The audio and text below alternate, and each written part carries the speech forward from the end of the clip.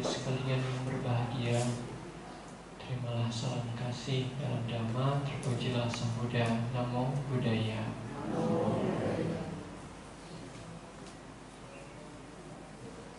Ya, Ibu Bapak sehat?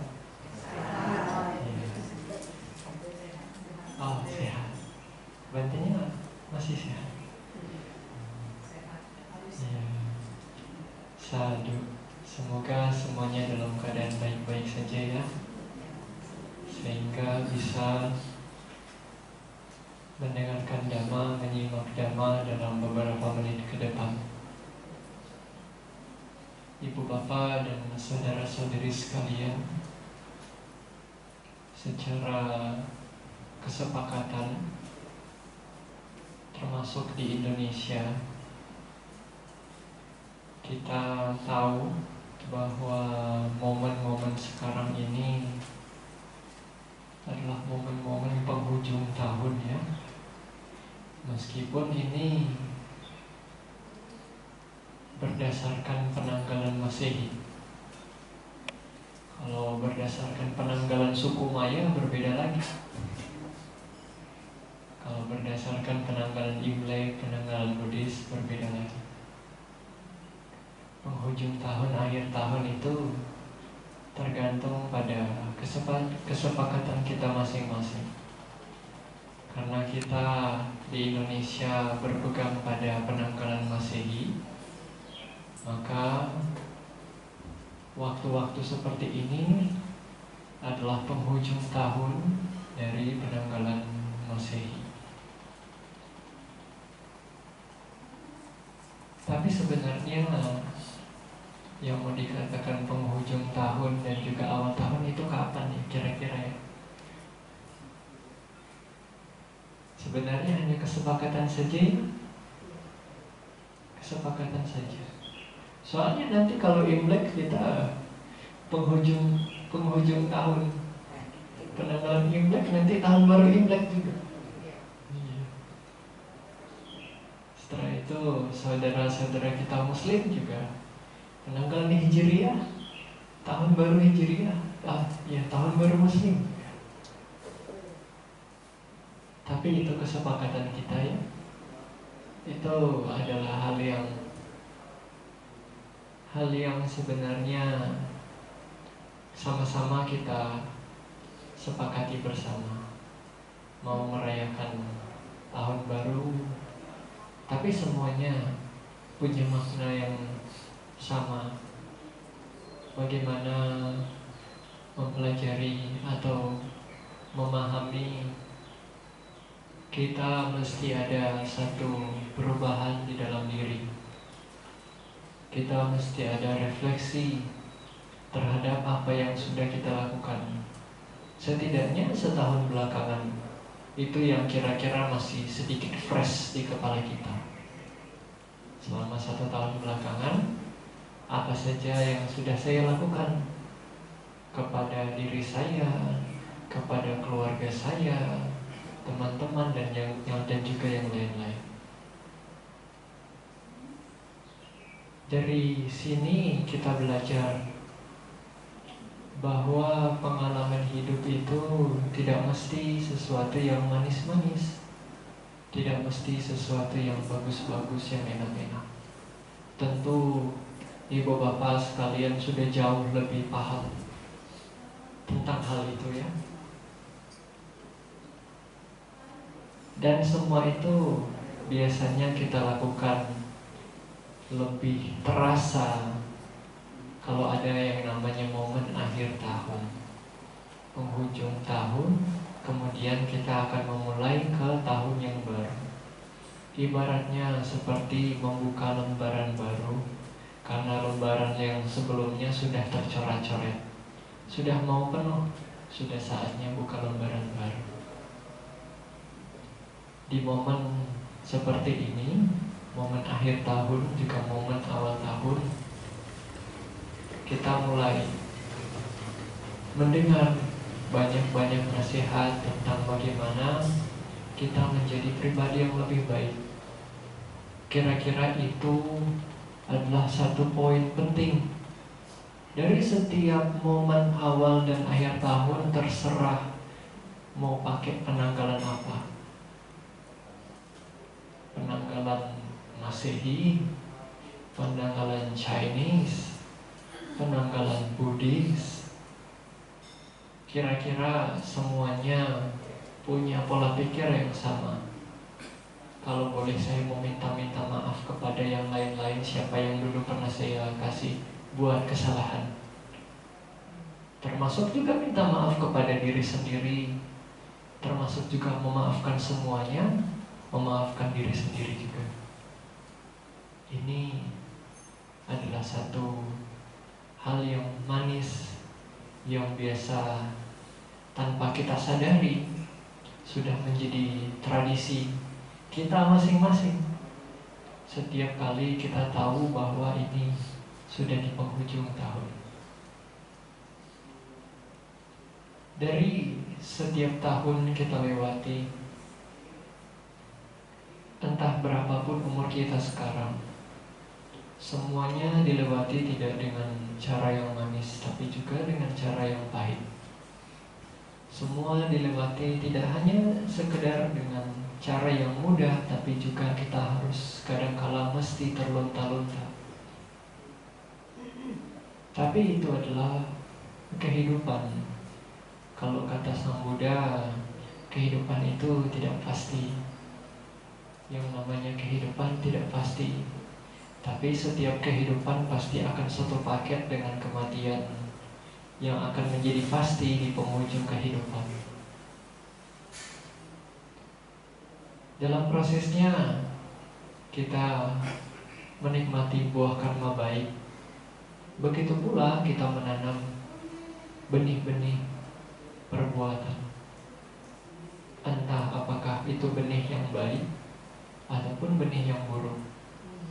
Entah apakah itu buah mangga, buah pisang. Pisang tidak ada benih ya. Buah mangga, mau padi, mau apapun itu. Entah apakah kita mau menanam di ladang yang subur ataupun yang tidak subur. Apakah kita mau menyirami tiap hari, mau merawat tiap hari, ataupun tidak. Pengalaman selama 365 hari belakangan kira-kira itu dipenuhi dengan hal-hal yang sangat beragam, yang kadangkala tidak selalu bisa kita prediksi. Bukan kadangkala lagi, hampir selalu. Terlepas dari segala usaha yang sudah kita jalankan, terlepas dari segala upaya yang sudah kita usahakan, kadangkala memang hasil tidak sesuai dengan ekspektasi. Apapun yang mau diharapkan di ujung, meskipun sudah diusahakan di tengah-tengah, disediakan dengan berbagai macam hal yang baik di awal, kadangkala itu tidak sejalan. Tapi demikianlah kehidupan. Ibu bapak yang sudah menjalani jauh lebih banyak tentang kehidupan, bagaimana kehidupan itu betul-betul tidak pasti. Bisa saja sahabat hari ini adalah musuh hari esok. Begitu pula bisa sebaliknya, musuh hari ini adalah sahabat hari esok. Itu adalah kehidupan. Tapi kehidupan yang berjalan ini tidak hanya sekedar dibarengi dengan perubahan-perubahan, perbedaan-perbedaan pada setiap harinya. Hari ini akan berbeda dengan besok, juga sebenarnya berbeda dengan kemarin. Juga sebenarnya meskipun sama hari Minggu dan hari Minggu, minggu ini berbeda dengan minggu kemarin. Setidaknya yang ceramah. Tapi itu Sati Sankhara Anicca. Segala sesuatu yang berbentuk itu sewajarnya tidak kekal, selalu mengalami perubahan. Kehidupan juga selalu mengalami perubahan. Semakin kita menggenggam sesuatu untuk tetap sama, maka tangan kita akan semakin terluka. genggaman itu akan semakin berat. Sehingga salah satu cara yang Sang Buddha ajarkan, yang Sang Buddha berikan kepada kita semua adalah bagaimana cara untuk melepas. Dan saya yakin ibu bapak sudah cukup ahli dalam hal ini. Setidaknya sudah banyak berkali-kali mendengarkan tentang hal ini. Bagaimana kita melatih diri kita mengembangkan kedermawanan, praktik dana, sila, samadhi, yang semuanya tidak akan terlepas dari kegiatan untuk melepas, kegiatan untuk tidak menggenggam. Itu adalah ajaran dari guru kita. Kembali lagi kepada akhir tahun. Momen akhir tahun yang dipenuhi, tahun-tahun ini dipenuhi dengan berbagai macam perubahan, hal-hal yang tidak sesuai dengan ekspektasi kita.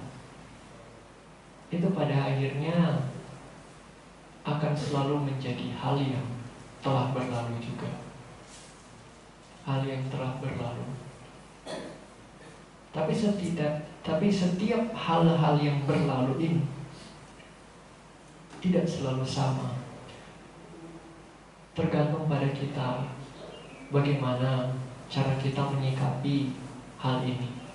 Setiap hal yang berlalu tentu juga pernah menjadi hal yang sedang dihadapi. Setiap permasalahan yang sudah berlalu tentu pernah menjadi masalah yang sedang dihadapi. Pada waktu itu, ketika berlalu, kita banyak kali sering dinasihati bahwa setiap pengalaman-pengalaman yang pahit sekalipun akan dibarengi juga dengan pengetahuan-pengetahuan yang baik, dengan pengetahuan-pengetahuan yang baru, pembelajaran akan nilai kehidupan yang ketika kita sadari, kita terima, maka kita akan menjadi pribadi yang lebih baik lagi. Kita seringkali dinasihati demikian. Maka dari itu, semua pengalaman pahit yang sudah kita jalani, kita rasakan, setidaknya selama kurang lebih 365 hari, kurang lebih hampir 1 tahun, di tahun 2022, itu akan menjadi pengalaman yang hanya lewat begitu saja. Kalau kita tidak menjadikan segala pengalaman itu sebagai nilai-nilai yang baik, menjadikan itu sebagai pembelajaran. Kita semua melakukan kesalahan, termasuk saya juga, meskipun menjadi biku pernah melakukan kesalahan. Begitu pula banyak orang di luar sana, dan bahkan sebenarnya hampir semua orang pernah melakukan kesalahan. Dan darinya kita masing-masing memiliki beban kita sendiri atas kesalahan yang sudah kita pernah lakukan. Satu ciri yang sama dari kesalahan, dari penyesalan, adalah kadangkala ia juga datang untuk menimbulkan hal yang mustahil, yaitu perbaikan atas satu peristiwa yang sudah berlalu. Kesalahan yang sudah pernah dilakukan adalah hal yang sudah berlalu, tapi penyesalan yang masih ada di dalam diri ini yang menjadi beban, yang terus-menerus meminta kita untuk mengembalikan peristiwa yang sebenarnya sudah berlalu. Tentu ini tidak mungkin. Tapi kembali lagi, peristiwa yang sudah berlalu bukan berarti hanya menjadi ampas dari kehidupan kita, tapi juga bisa menjadi sesuatu yang berharga selama kita bisa mencari nilai-nilai yang baik dari hal tersebut. Itu adalah bagaimana setiap orang, masing-masing kita, menganggap pengalaman sebagai hal yang berharga. Apapun perkembangan di dalam diri kita saat ini, sepintar apa kita, sebijaksana apa kita, sehebat apa kita, semua itu adalah kristalisasi dari pengalaman-pengalaman yang baik, bagi berikut juga pengalaman-pengalaman yang buruk yang pernah kita alami secara langsung. Titik apapun kita saat ini, titik dimanapun kita saat ini, semuanya tidak terlepas dari bagaimana kita memanfaatkan hal-hal yang baik juga hal-hal yang buruk sebagai modal untuk kita maju ke depannya. Tentu ibu bapak setuju ya. Maka dari itu, bukan tentang penyesalan juga. Pada akhirnya penyesalan-penyesalan ini tidak menjadi sesuatu yang membebani, tapi menjadi sesuatu yang seperti motivasi, memotivasi kita untuk tidak melakukan kesalahan yang sama, tidak melakukan kekeliruan sehingga kita terjatuh di lubang yang sama. Itu adalah bagaimana kita mempergunakan pengetahuan serta kebijaksanaan kita. Kebanyakan orang agak minder untuk menyatakan ada kebijaksanaan di dalam diri. Kebanyakan orang menganggap bahwa kebijaksanaan hanya dimiliki oleh mereka yang sudah sepuh-sepuh, sudah menjadi guru, tapi tanpa disadari bahwa sebenarnya benih-benih kebijaksanaan, yang namanya kebijaksanaan juga ada di dalam diri setiap orang. Pannya ada di dalam diri setiap orang dan bisa dikondisikan oleh semua orang. Tentu pannya tidak akan berjauhan dengan pandangan yang benar. Dan ketika pannya sudah dipergunakan dengan baik, kebijaksanaan sudah dipergunakan dengan baik, memori-memori pengalaman-pengalaman pahit tidak hanya menjadi ampas kehidupan, tapi menjadi pelajaran yang berharga. Kembali lagi, kita di sini melihat bahwa semua pengalaman itu apakah akan dijadikan ampas atau dijadikan berlian tergantung pada kita. Apakah kita akan mempergunakan itu sebaik mungkin atau tidak. Seperti yang dinyatakan di awal, bahwa pengalaman tidak selalu datang dengan berwajah manis, tidak selalu datang dengan tampak yang arif dan bijaksana, yang terbalut dengan seragam yang putih, seragam yang rapih, dan juga jubah yang rapih. Pengalaman yang pahit, pembelajaran bisa datang dengan cara yang sebaliknya, dengan pengalaman-pengalaman yang miris, pengalaman-pengalaman yang tidak enak, juga bisa dibarengi dengan sebuah nasihat. Ini tidak selalu indah, tidak selalu nyaman, tidak selalu enak. Itu adalah pengalaman, itu adalah pembelajaran. Maka dari itu ibu bapak dan saudara-saudari sekalian, itu semua tergantung pada kita. Bagaimana kita mau menjadikan setiap pengalaman sebagai hal yang berharga. Pada zaman Sang Buddha, ada seorang bangsawan, ada seorang pangeran, putra mahkota, yang mengikuti jejaknya, jejak ayahnya, yang pada usia yang masih belia, ia diminta oleh ibunya, dia disuruh oleh ibunya untuk meminta warisan kepada ayahnya yang sudah menjadi petapa duluan. Apa yang diberikan oleh ayahnya bukanlah harta kekayaan, juga bukanlah tahta, berikut juga dengan wanita. Apa yang diberikan oleh ayahnya adalah dhamma yang mulia. Sehingga pada usia yang masih belia, ia mengikuti jejak ayahnya, menjadi seorang petapa dengan meninggalkan segala macam kekayaan. Pangeran muda ini sudah kita kenal bersama. Pangeran Samanera juga Bante Rahula mengikuti jejak ayahnya, yaitu Pangeran Siddhartha sama Sang Buddha Gautama. Salah satu titik awal perkembangan dari Samanera Rahula adalah ketika ia berikrar kepada dirinya, keluar dari kutinya, mengambil segenggam pasir dan berikrar, berharap bahwa semoga nasihat yang ia terima pada hari ini bisa sebanyak pasir yang ada di genggamannya. Itu adalah salah satu titik awal perkembangan dari Samanera Rahula. Nasihat selalu datang dengan cara yang bisa saja tidak enak, Nasihat bisa saja datang dari siapa saja, orang-orang yang kita kenal, sahabat, kerabat, atau bahkan orang yang masih asing dengan kita. Tapi semuanya diberikan kepada kita dengan maksud yang baik, bukan dengan maksud yang buruk, bukan dengan maksud untuk merendahkan ataupun mencela kita. Bisa saja nasihat itu diberikan dengan kasih sayang, didasari atas rasa yang ingin kita maju, ingin kita berkembang. Tapi kembali lagi, sifat dasar manusia terkadang tidak mau diajari. Bisa saja nasihat itu karena datang dari seseorang yang bisa kita sepelekan, sehingga nilai dari nasihat itu juga termasuk dari nasihat itu kita sepelekan juga. Ini salah satu yang bahaya, salah satu yang membuat kita tidak bisa maju dengan cepat.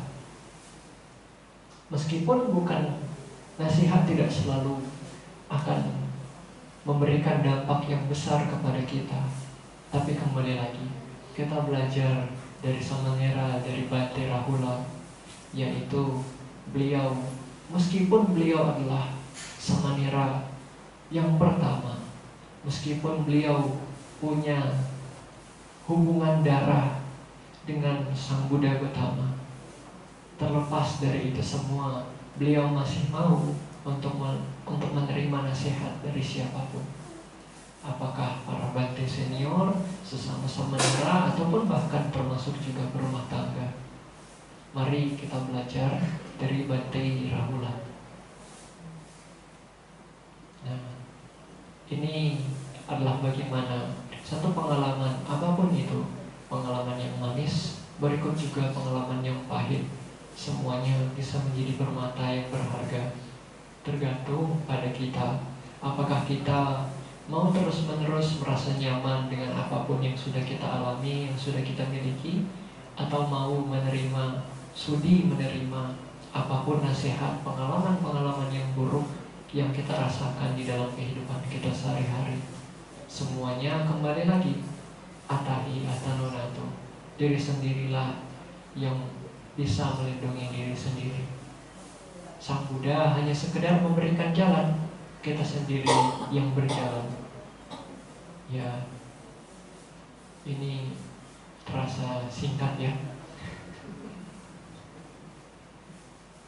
Ini adalah tentang nasihat akhir tahun. Tidak hanya nasihat yang diberikan kepada ibu bapak, tapi juga sebagai renungan pribadi untuk terus bagaimana mengintrospeksi diri. Maka dari itu, marilah kita tidak lelah untuk mengintrospeksi diri kita. Masih ada orang yang, masih ada teman yang bisa berjuang bersama, masih ada orang yang masih mau menasihati kita. Teruslah berjuang, teruslah berupaya menjadi diri kita yang sebaik mungkin, meskipun tertatih-tatih, meskipun harus bersungut-sungut, tapi perbaikan di dalam diri itu adalah hal yang mesti dilakukan setiap waktu dan setiap saat. Ya, saya akhiri penjelasan Dhamma pada siang hari ini. Sapi sata bawantu sukitata, semoga semua makhluk berbahagia. Sadu, sadu, sadu.